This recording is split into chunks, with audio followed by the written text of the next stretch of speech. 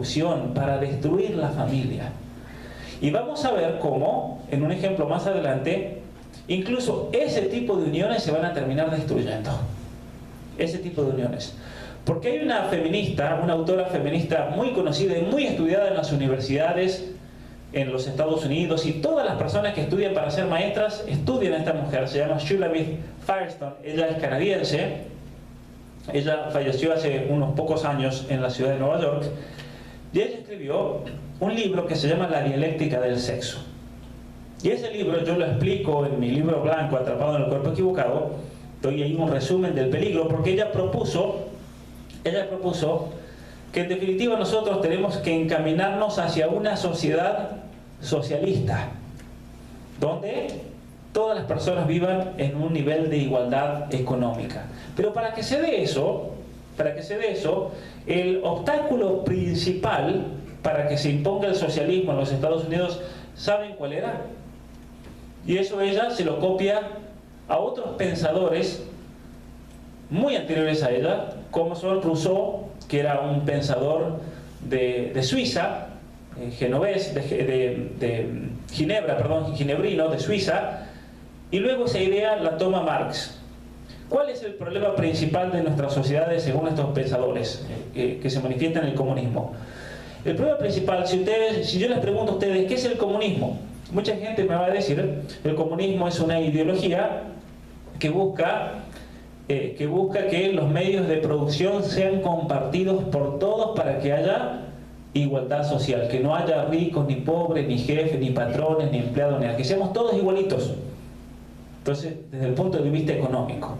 Entonces, para ellos, el principal mal de la sociedad no era el hecho de que había propiedad privada que creaba desigualdad. Si era algo malo para ellos. De hecho, uno en Cuba, ¿qué hizo el gobierno comunista en Cuba cuando llega? Le quita la propiedad a toda la gente. En Cuba no se puede tener nada. No se puede tener absolutamente nada. Recuerdo que dos de mis hermanas, por medio de la iglesia donde van, fueron a hacer una misión hace unos 2 o 3 años y pararon con una familia cubana, muy pobre, que los hospedó. Y mis hermanas tuvieron que llevar comida por un mes. El padre les dijo, traigan comida, porque aquí la gente es tan pobre que no tiene nada. Y mis hermanas me contaban que la señora, los viernes, es el único día que le dan pan. Y la señora, para ir a hacer fila a recibir el pan, tiene que irse la noche antes y hacer cola hasta el otro día. Porque si no, a veces el pan se acaba, entonces hay que estar primero en la fila, se van el día antes, ¿no? Como aquí en Estados Unidos, que viene el Black Friday y hacen cola el día antes, pero allá para poder vivir y comer, la gente hace fila, ¿no? Y resulta que esta familia, muy interesante cuando uno conoce el sistema comunista de adentro, porque esta familia tenía su granja y viene el gobierno, le quita toda la producción, se lo compra en teoría, pero nunca le pagan. Todavía le deben desde el año 50 y algo a la familia, todo lo que le quita el gobierno. Y después el gobierno lo reparte todo equitativamente. Entonces esta señora, cuando a mi hermana le había preguntado qué quería que le lleve, ¿sabe qué le pidió? Para que traigan de Argentina, le pidió jabón. Porque la señora no veía un jabón en años. Y mis hermanas le llevaron jabón y shampoo. La señora como que le habían llevado, ¿no es cierto?, la mejor cartera de la mejor marca. Y simplemente le lleva un jabón. Cuando mis hermanas vuelven al año siguiente a hacer la misión, el señor, el esposo y el hijo, que tenía como 20 años, no estaba en la casa. ¿Y dónde está el señor y el hijo? Y la señora ahí les cuenta que ellos tenían tanto hambre, habían pasado una situación tan grande, que decidieron carnear un ternero que había nacido para comérselo. ¿Saben qué pasó? Los condenaron a 25 años de prisión por haberse comido un ternero, porque se estaban muriendo de hambre. Es increíble la realidad del comunismo. Entonces, para Marx, para Rousseau, y ahí van a ver la conexión que tiene todo esto con el peligro real que estamos viviendo hoy en día, para ellos el peligro real de fondo no era que la propiedad privada creaba desigualdad, eso es un peligro y ellos lo decían así, sino que el peligro real para una sociedad era lo que hacía que nosotros tengamos propiedad privada. Y según Rousseau y según Marx, ¿qué era lo que hacía que nosotros tengamos propiedad privada? Que tengamos una casa, que trabajemos, que tengamos un salario. ¿Saben qué decían? lo que hacía que un ser humano tenga propiedad privada era la familia. Porque cuando uno tiene familia, ¿qué tiene que hacer? Tiene que trabajar, tiene que ahorrar, tiene que cuidar, tiene que tener una casa, ¿no? La esposa le pide al esposo la casa, siempre. Entonces, eso hace que la gente tenga propiedad privada. Entonces, Marx decía que si para lograr desigualdad de una sociedad había que eliminar la propiedad privada, primero había que eliminar ¿qué cosa? La familia. Eso lo dice literalmente, ahí pueden ver las citas en mi libro. Entonces Marx decía que todo programa de reforma social debía apuntar principalmente a ¿qué cosa? A la familia. Y a la familia, decía Marx, había que destruirla de dos maneras. Primero liberando a la esposa de su esposo y luego liberando a los hijos de sus padres y que sea el Estado quien esté a cargo de ellos. Y eso históricamente, ¿quién lo ha llevado a cabo? La liberación de la mujer de su esposo, ese aspecto del marxismo lo desarrolló el feminismo. El feminismo radical, de hecho, es profundamente marxista. Si uno lee la vida y lee los escritos de todas las feministas radicales del siglo XX, todas eran marxistas. Y todas dicen expresamente que lo que ellos buscaban era hacer realidad el principio de la igualdad de Marx. Entonces, Shulamit Firestone, volvemos a esta mujer que yo les comentaba, que se lee muchísimo aquí en los Estados Unidos, en las facultades de género, de estudios de la mujer, en las facultades de educación, en las facultades de psicología. Ella decía que vamos a llegar al socialismo, pero de a poco, no se puede imponer de repente porque la gente no está preparada. Y entonces ella decía, hay que abolir la familia como un primer paso. Y a eso, ¿cómo lo vamos a hacer? No vamos a poder abolir la familia de repente. Entonces ella decía, tenemos que aguar la noción de familia, tenemos que debilitarla por medio de uniones del mismo sexo. Entonces que ya cambiamos la noción de la familia, que ya significa otras cosas. Luego de las uniones del mismo sexo, vamos a pasar a uniones grupales. Eso va a ser el siguiente paso. Y luego, decía ella, la gente va a comenzar a vivir por tantos años así, que sus estructuras neurológicas van a cambiar y ya vamos a vivir en comunidades sexuales donde no hay ningún tipo de propiedad, donde nadie tiene esposo ni esposa, y como vamos a vivir todos en una especie de comuna, ¿los hijos de quién van a ser? De todos, porque nadie va a saber de quién es el hijo. Y entonces ella propone que luego, por los avances tecnológicos, ya no haya necesidad de quedar embarazada. Y ahí se va a dar la liberación de la mujer. Cuando podamos crear, ¿no es cierto?, máquinas que puedan gestar niños. Y para las mujeres que por alguna razón queden embarazadas, el aborto. Entonces esa es la sociedad que ella propone, que la mujer, ¿cuál es el factor de desigualdad más grande de la mujer? Según esta Shulamit Firestone y lo que dicen las feministas hoy en día, ¿cuál es la diferencia más grande entre el hombre y la mujer? Que la mujer queda embarazada, el hombre no queda embarazado, la mujer. Entonces, para estas feministas, la lucha por la igualdad significaba que la mujer ya no se quede embarazada, la liberación. Y especialmente el primer paso de esa liberación por el aborto.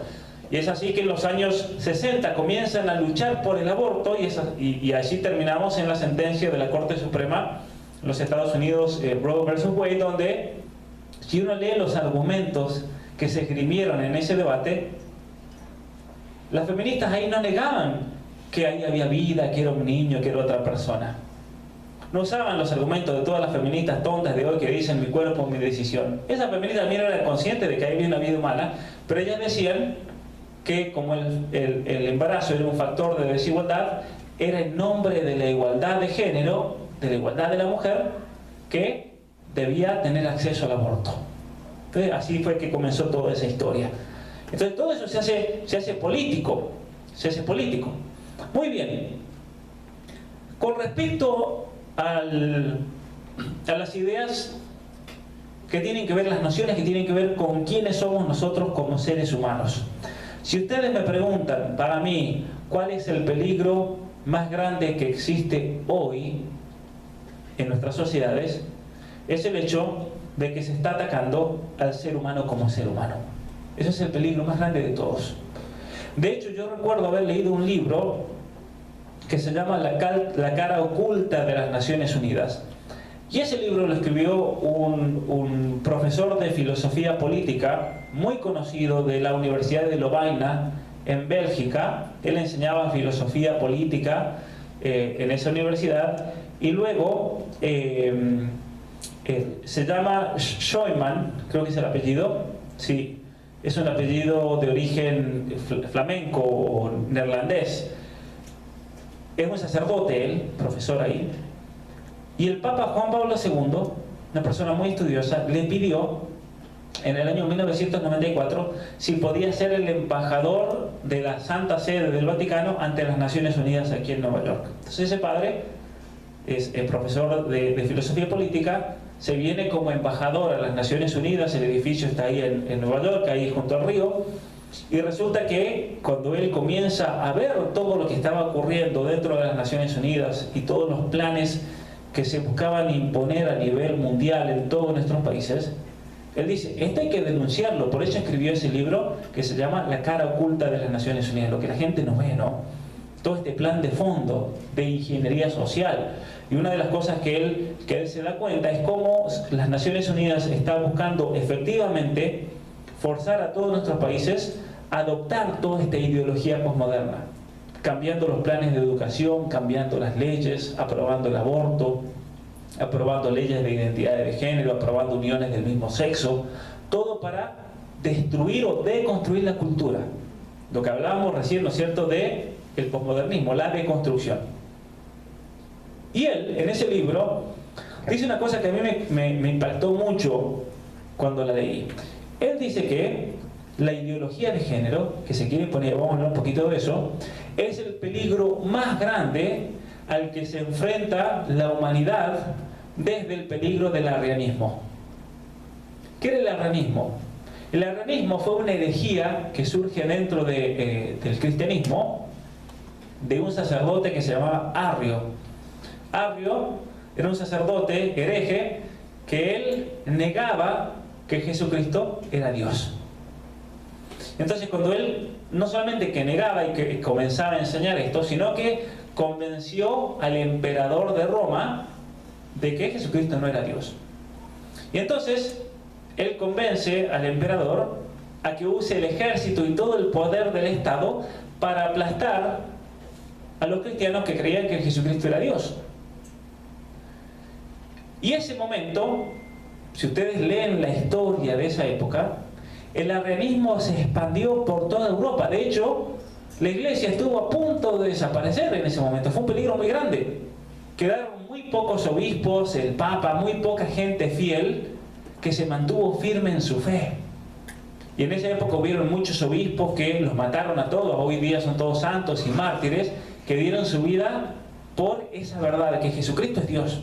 Porque ellos se dieron cuenta de que si Jesucristo ya deja de ser Dios, entonces ya nada tiene sentido para el cristianismo. Ya se acabó el cristianismo, se acabó todo. Entonces este padre dice, ese fue, si miramos la historia de la iglesia, ese fue un peligro gigantesco real. Pero el segundo peligro es la ideología de género. Y miren que entre medio, entre Arrio y el año 2000, que salió ese libro 2002, han pasado muchas cosas a lo largo de la historia. Han habido guerras mundiales, han habido la Revolución Francesa, antes de eso tenemos todo la ruptura y el origen del protestantismo. Han pasado cosas tremendas a lo largo de la iglesia. Pero sin embargo, según él, ninguna de esas cosas, son todas graves, tiene la misma gravedad de lo que estamos viviendo nosotros hoy en día. La ideología de género es el peligro más grande en nuestra civilización occidental desde el arrianismo. Y cuando yo leí ese libro, me puse a pensar, ¿por qué será que es el peligro más grande? ¿Y saben por qué? A mi parecer, es porque esta ideología que se busca meter hoy en día en la educación, en la política, en la economía, en todos los ámbitos, busca efectivamente destruir a la persona humana como ser humano. Por eso también tiene una gravedad teológica muy grande, si lo vemos desde el punto de vista cristiano. Porque el ser humano, según toda la tradición judeo-cristiana, el ser humano que es un ser racional, ¿cierto? Tenemos voluntad, tenemos un alma, por lo tanto tenemos un aspecto de eternidad. Pero más importante que todo eso es que nosotros fuimos creados ¿a qué? A imagen y semejanza de Dios. Entonces, desde el punto de vista teológico, hay algo muy demoníaco de fondo porque se busca destruir la imagen de Dios. Y yo recuerdo cuando era niño en mi pueblo, mire, una de las cosas buenas de vivir en el campo y no tener televisión, ¿saben qué es? A mí me parece que uno adquiere mucha memoria. De hecho, la gente del campo, yo conocía gente que recitaba poesías y recitaba historias muy largas, que tenía mucha memoria, porque esa gente no le habían infestado la cabeza con Netflix, ni con redes sociales, ni con nada. Entonces, era una cultura oral donde se transmitían las ideas y las historias, y la gente escuchaba y no se olvidaba. Entonces, uno cuando vive así en la naturaleza, uno tiende a meditar y pensar más cosas. Y había un padre, un misionero que llegaba a nuestro pueblo, y él era italiano, y venía cada tanto, no teníamos padre. Y yo recuerdo que cuando éramos niños nosotros íbamos a la iglesia, todos los domingos íbamos a la iglesia, pero ¿saben a qué íbamos? A rezar el rosario, porque no había sacerdote ahí. Y este padre cuando venía nos hablaba, y como claro, venía el padre y nos hablaba, y era tan pocas veces que ese padre venía que uno se le acordaba las cosas, porque no era que el padre lo aburría, ¿no? No es que el padre Nicolás los aburra, pero cuando uno lo ve una sola vez, cada tanto tiempo, uno ya queda más atento. Y recuerdo que ese padre nos enseñó cuando éramos niños, de que una cosa que me ha quedado muy grabada, él decía, el demonio quiso matar a Jesucristo y destruirlo. No, porque Jesucristo decía que, cuando se refería al demonio, decía, él es el asesino desde el comienzo. ¿Por qué desde el comienzo?